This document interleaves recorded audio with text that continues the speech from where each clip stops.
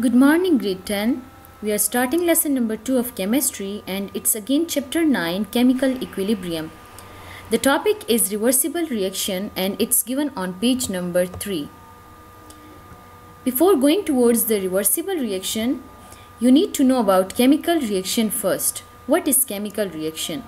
Whenever a chemical change occurs, chemical reactions takes place.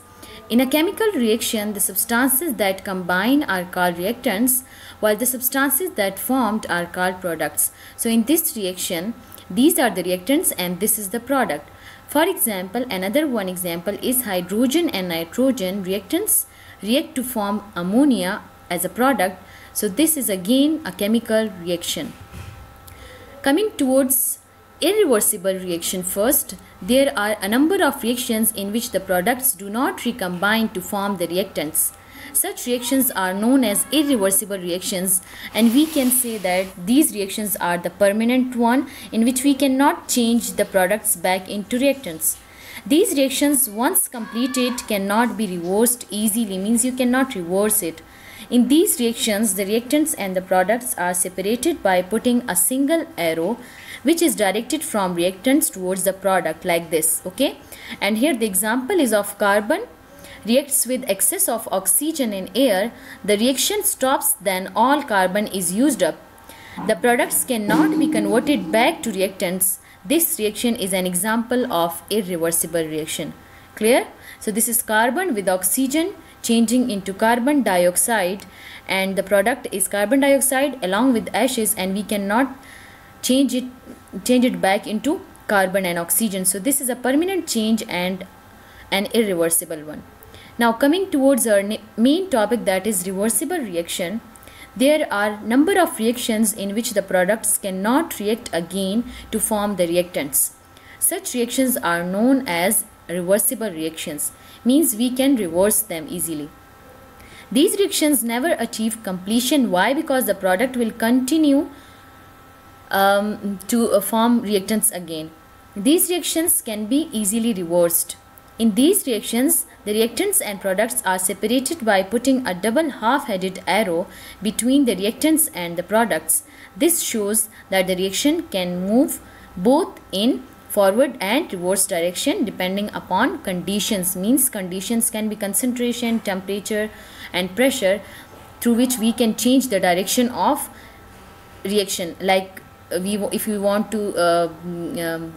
it to go in forward direction, so we will increase the concentration of reactant and all that. Okay, what is example of reversible reaction? Here is the mercury oxide. When mercury oxide is heated in a closed test tube from which neither the mercury nor oxygen can escape, it decomposes and produces mercury and oxygen. If you remember the very first lecture, I told you that in equilibrium reactions and in reversible reactions, the container or the test tube or whatever the container is, it should be closed one. Okay, mercury and oxygen can recombine to form mercury oxide again.